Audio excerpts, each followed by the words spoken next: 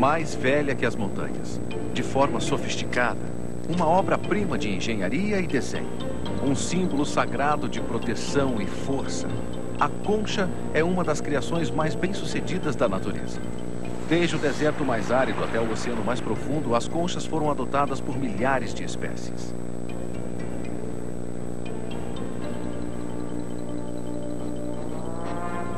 Todas as criaturas têm uma estratégia para a sobrevivência. Pode ser camuflagem, proteção em grandes grupos. Muitas simplesmente correm, deixando os problemas para trás.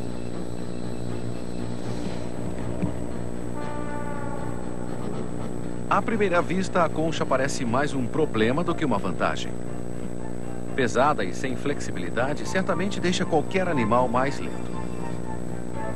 Mas, na fábula de Esopo da lebre e da tartaruga, esta última acabou sendo a vencedora. Em termos evolutivos, a concha também é uma vencedora, pois não tem se alterado durante milhões de anos. Pode haver estilos de vida mais rápidos, mas para que mudar uma fórmula que funciona? Elas provaram repetidas vezes a lição da fábula de Esopo. Quem anda devagar e com constância, vence a corrida. As conchas saíram da corrida evolutiva há milhares de anos. Muitos anos antes de existirem os mamíferos e até mesmo antes dos dinossauros, existiram animais com conchas que viviam nos oceanos pré-históricos. Preservadas na forma de fósseis, muitas espécies extintas estão incrustadas nas rochas muito longe da costa, uma evidência de como a geografia da Terra vem mudando há milhões de anos. Hoje em dia entendemos a origem desses fósseis, mas no passado eles suscitaram as explicações mais improváveis. No século XV, na Inglaterra, as conchas amonitas eram consideradas restos de serpentes enroladas, decapitadas pela abadesa saxônica Santa Hilda e transformadas em pedra. Os habitantes locais perpetuaram o mito, gravando cabeças de serpentes nos fósseis e vendendo-os para os peregrinos. Em muitos lugares, a própria paisagem é feita de conchas. Restos de criaturas marítimas que morreram há milhões de anos. Suas conchas foram incrustadas nas rochas, transformadas por cataclismos geológicos em montanhas e desfiladeiros, paisagens calcárias e rochedos íngremes.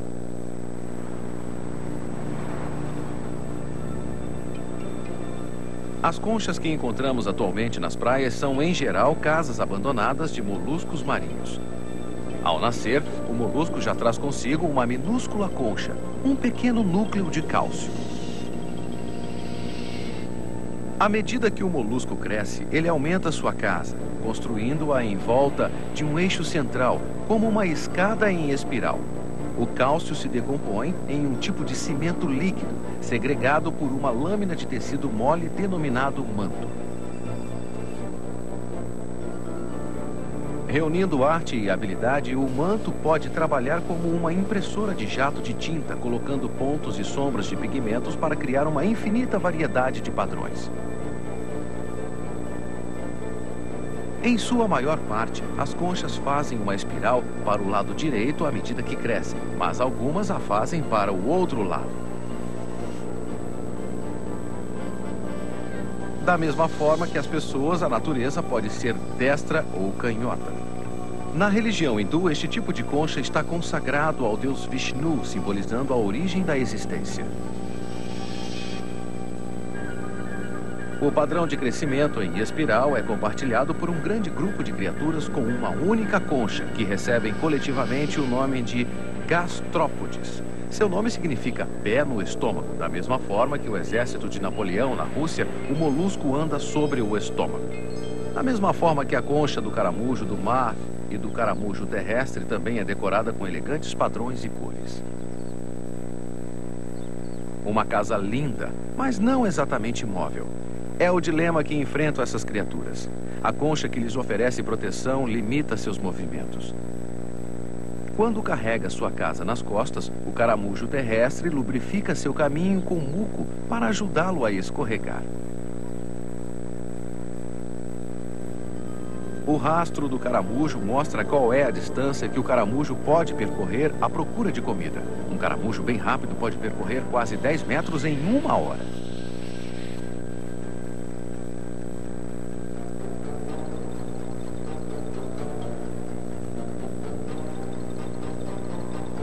Alguns bivalves, o nome dado aos moluscos ou outros animais que têm 2 conchas, nem tentam sair do lugar.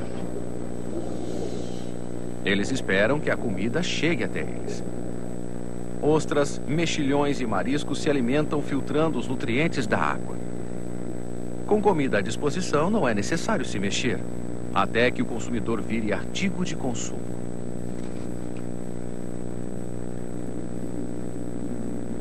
A melhor defesa é se fechar. Os bivalves desenvolveram um poderoso músculo que fecha a concha ao primeiro sinal de perigo. Quando decidem não sair da concha, é quase impossível tirá-los de lá.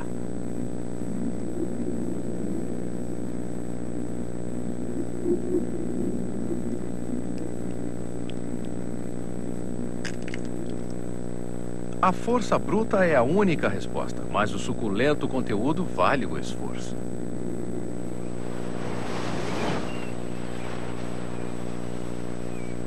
As conchas vazias que encontramos nas praias são com frequência restos de batalhas perdidas na corrida pela sobrevivência.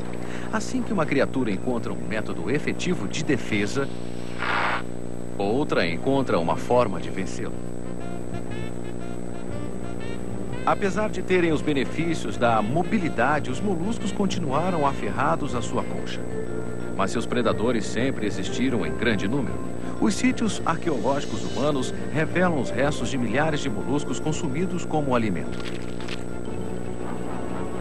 Passar a vida ligado a uma concha apresenta alguns problemas que não são simples de serem resolvidos.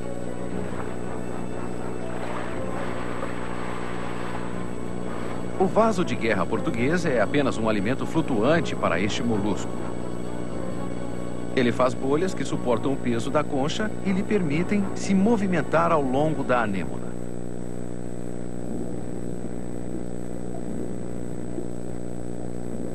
Ele se alimenta dos tentáculos cheios de veneno, ao qual é totalmente imune.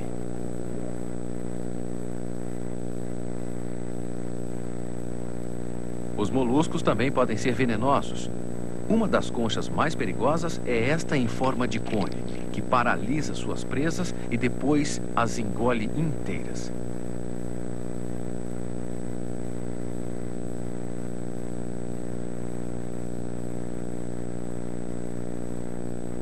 Embora os colecionadores valorizem sua extraordinária beleza, pegá-la pode ser fatal.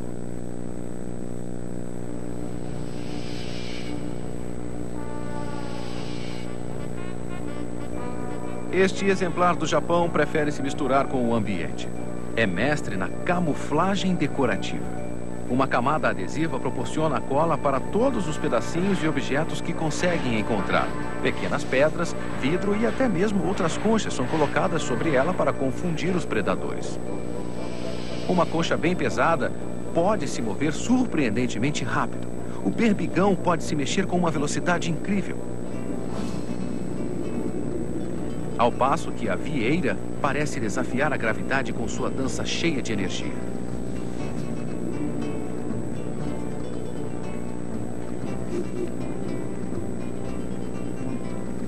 Os múltiplos olhos da vieira ajudam-na a focalizar um predador que se aproxima, mas quantos será que ela enxerga? A mobilidade da vieira foi utilizada por Vênus, a deusa romana do amor e da beleza. Nascida no mar, ela é muitas vezes representada sendo carregada através das ondas em uma concha de vieira, como uma surfista divina. Na Europa medieval, no caminho até Santiago de Compostela, na Espanha, os peregrinos seguiam sinais feitos com conchas de vieira, o símbolo de São Tiago. A história fala de um cavaleiro salvo por São Tiago do Mar. Quando ele chegou à terra firme, tanto ele como o cavalo estavam milagrosamente cobertos por conchas de vieira.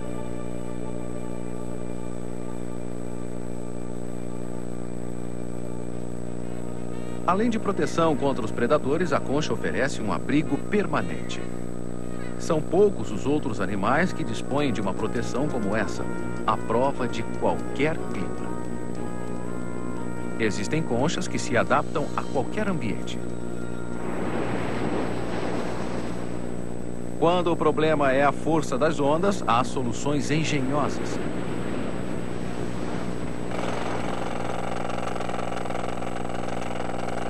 Estes moluscos entram nas rochas, furando-as com suas conchas, até uma profundidade de 1 metro. E este outro tipo de mexilhão segrega uma substância química tão forte que, na verdade, amolece a rocha, permitindo que o animal faça um buraco e fique seguro lá dentro. Ficar em segurança é o que alguns moluscos fazem melhor. Eles se penduram nas rochas com toda a força. Os fios de bisso, fortes como cabos de aço, grudam os moluscos à sua casa nas rochas. A força das ondas desgasta as rochas, mas não consegue remover os moluscos.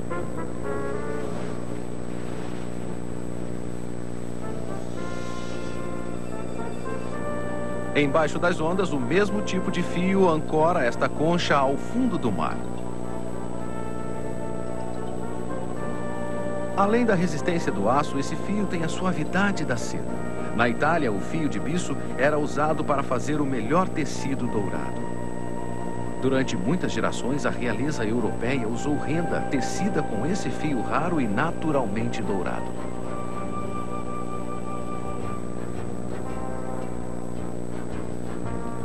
Na Terra, algumas criaturas com concha conseguem sobreviver utilizando outras estratégias de engenharia. A carapaça da tartaruga é uma extensão de sua coluna vertebral. Uma concha na parte externa e um esqueleto interno oferecem proteção dupla. A tartaruga terrestre anda na terra, embora de uma forma esquisita, mas as tartarugas marinhas se movimentam na água com grande graça e agilidade.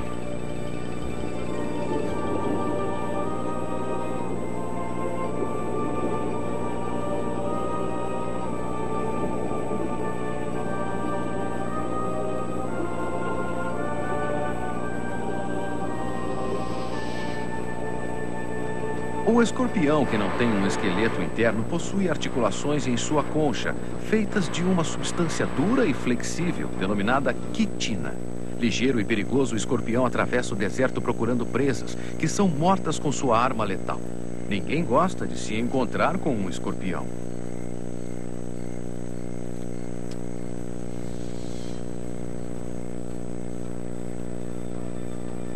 O tatuzinho, com sua armadura articulada, consegue se movimentar muito bem.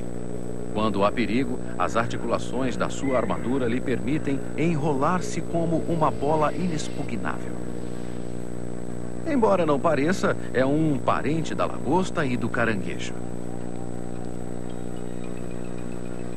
A armadura articulada da lagosta, seu exoesqueleto, faz exatamente o mesmo papel que a utilizada pelos cavaleiros medievais. Uma armadura oferece proteção, mas seu peso faz com que qualquer tipo de movimento seja lento e exaustivo.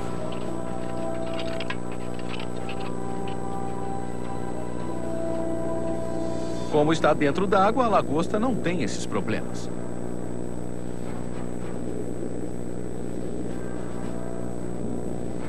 Todos os anos, as lagostas das costas da Flórida se reúnem e migram cobrindo grandes distâncias no fundo do mar, semelhantes a cavaleiros antigos com lanças e seus cavalos.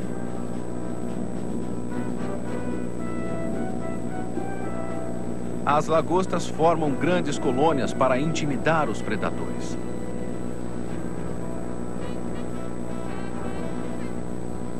Quando não existe a opção da defesa em grupo, uma concha nas costas pode ser a diferença entre a vida ou a morte.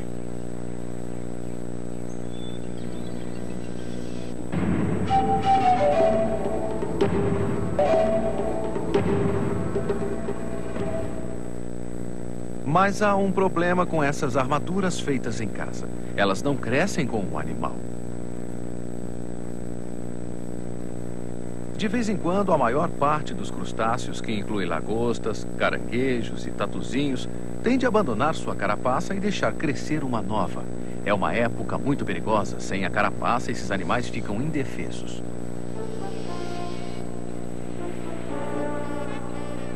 As armaduras oferecidas pela natureza são de muitos formatos e tamanhos e oferecem um grau de proteção que a lebre, rápida e vulnerável, invejaria. No entanto, há moluscos que vivem sem essa proteção. Surpreendentemente, os polmos e as lulas também são moluscos, mas sua concha foi muito reduzida.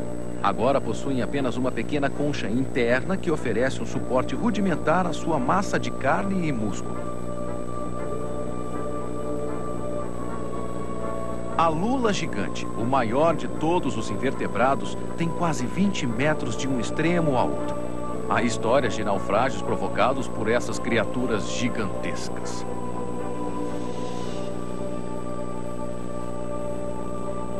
Os humanos conhecem os moluscos desde tempos antigos. Os romanos gostavam muito de ostras.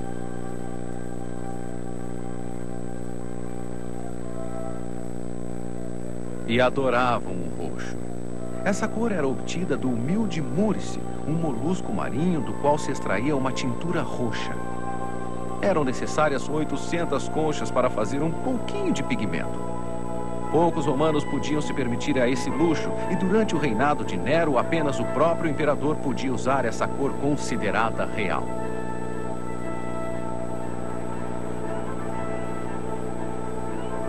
Marco Antônio, amante de Cleópatra, tentou despertar a inveja de seus inimigos tingindo as velas de suas naves de roxo. Mas é principalmente a beleza das conchas que sempre atrai a atenção.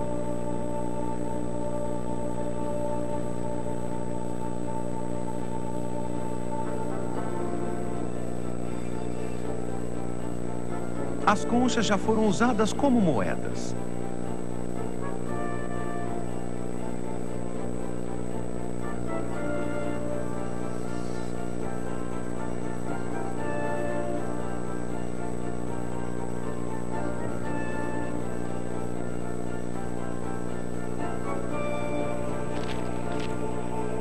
Na costa leste dos Estados Unidos, discos cortados da concha roxa de um molusco eram a moeda utilizada por alguns índios americanos.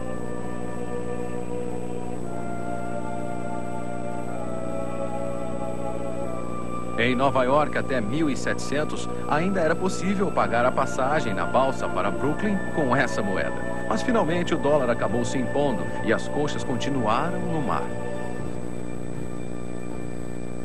Há 200 anos, em toda a África e nos mares do sul, a concha do cauri era a moeda oficial.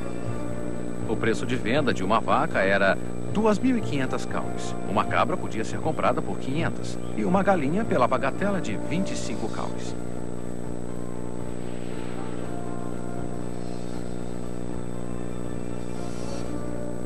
Uma carapaça dura protege a vida.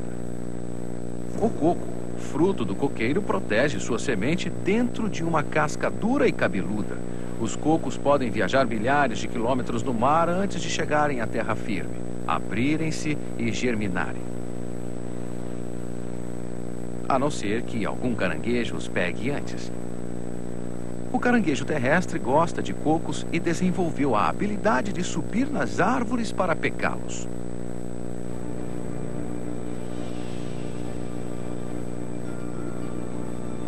Os humanos também gostam de cocos. Em Kerala, Índia, o coco é alimento, combustível e meio de vida da população. Sua concha serve para cerimônias religiosas.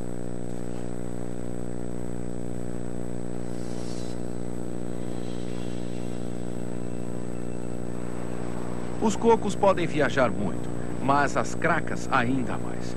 Penduradas nos cascos dos navios, elas navegam os 7 mares.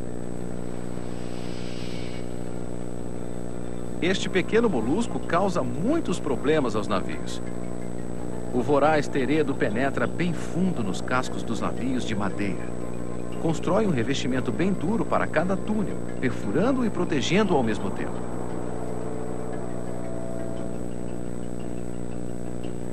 Esta praga devastadora inspirou 2 engenheiros britânicos que criaram uma nova técnica de construção de túneis com base nesse mesmo princípio. Mark Brunel e seu filho Isambard chamaram seu sistema de Grande Escudo e utilizaram para construir seu famoso túnel em Londres, o primeiro sob um rio.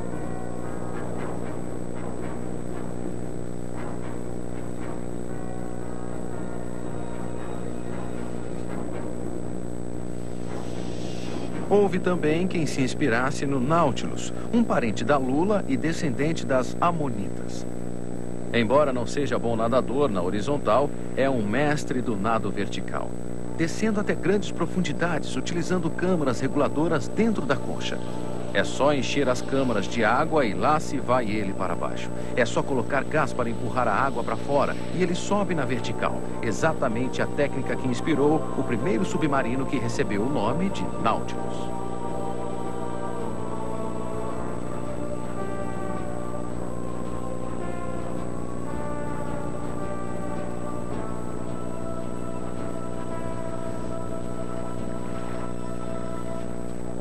Para qualquer lugar que se olhe é possível encontrar conchas.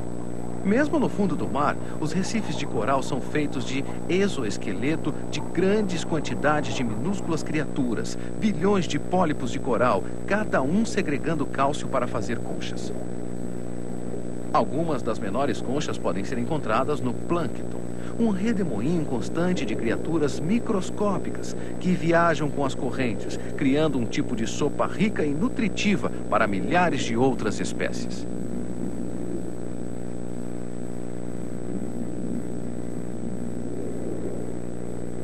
As baleias e os tubarões, apesar de grandes, comem animais muito pequenos. Eles precisam consumir 1 tonelada desses diminutos moluscos todos os dias. Mas a maior concha que existe, o mexilhão gigante, pode crescer até quase 1 metro de largura e pesar tanto quanto um filhote de elefante. Diz a lenda que essa concha pode prender os mergulhadores desprevenidos que pisam nela.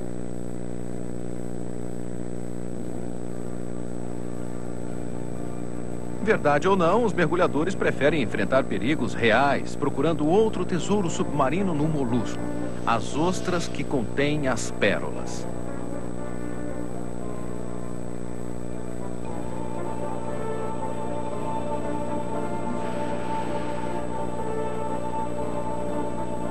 Um tesouro tão valioso que os pescadores de pérolas arriscam sua vida por ele. Os humanos gostam das pérolas pela sua beleza, mas elas começam como um fator de irritação para a ostra. Um corpo estranho, como por exemplo um grão de areia, consegue entrar na concha da ostra. Para acabar com a coceira, o molusco cobre esse corpo com uma camada de nácar ou madrepérola. Se a fonte de irritação for um peixinho, ele também será recoberto de madrepérola e o resultado será uma pérola em forma de peixe. Há mais de 700 anos, os chineses tinham o costume de colocar pequenas figuras de barro representando Buda dentro de mexilhões de água doce. As pequenas figuras logo ficavam cobertas por uma camada de madrepérola. As pérolas podem ser de cores diferentes, brancas, cor-de-rosa e até pretas, segundo as espécies que as produzem. A maior parte já encontrada é a pérola de Alá, produzida certamente por uma ostra muito irritada. Pesa mais que um saco de batatas.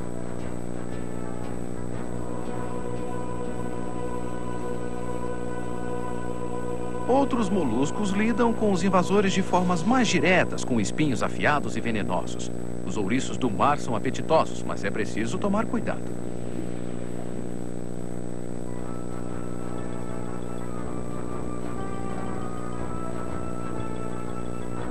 O tamanho pode ser uma forma efetiva de desencorajar interferências. Entre as tartarugas marinhas, há alguns exemplares gigantescos. A de Galápagos pode pesar até 300 quilos e é normal que viva 100 anos ou até mais. Algumas tartarugas crescem até quase 2,5 metros de comprimento e pesam tanto quanto 10 homens.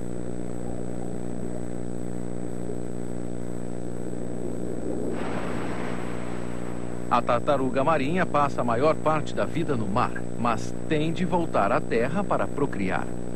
Lerdas e vulneráveis em terra, as jovens tartarugas enfrentam uma perigosa jornada no caminho de volta ao mar.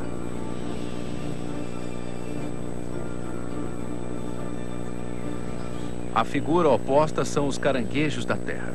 Embora bem adaptados à vida terrestre, sua evolução de caranguejos marinhos os obriga a pôr seus ovos no oceano, ou o mais perto possível dele. Todos os anos, na ilha Christmas, milhares de caranguejos correm para a praia a fim de pôr milhares de ovos.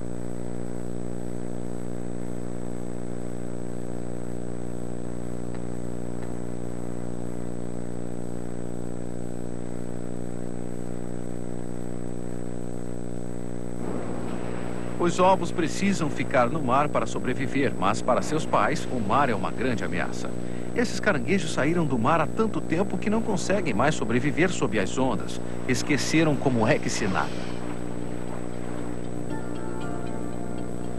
De todas as conchas, certamente a casca do ovo dos pássaros é a que tem o desenho mais perfeito. É frágil o suficiente para um filhote conseguir sair, mas seu formato é capaz de resistir a enormes pressões.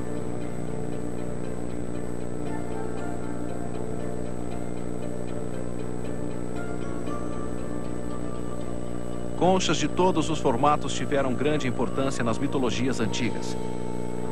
Os egípcios acreditavam que o próprio universo tinha se formado de um ovo cósmico. De acordo com a religião maia, a serpente emplumada emergiu já completamente desenvolvida de uma concha e seu palácio nos céus foi construído inteiramente de conchas.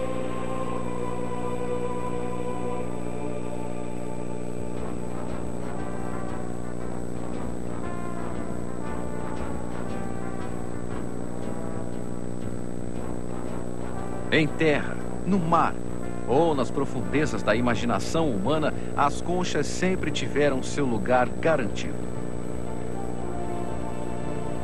A tartaruga, a ostra, a lagosta e o escorpião, o molusco marinho e o caramujo terrestre entraram cedo na corrida evolutiva e sobreviveram sem mudança. São vencedores, possuem um desenho evolutivo aprovado no teste do tempo.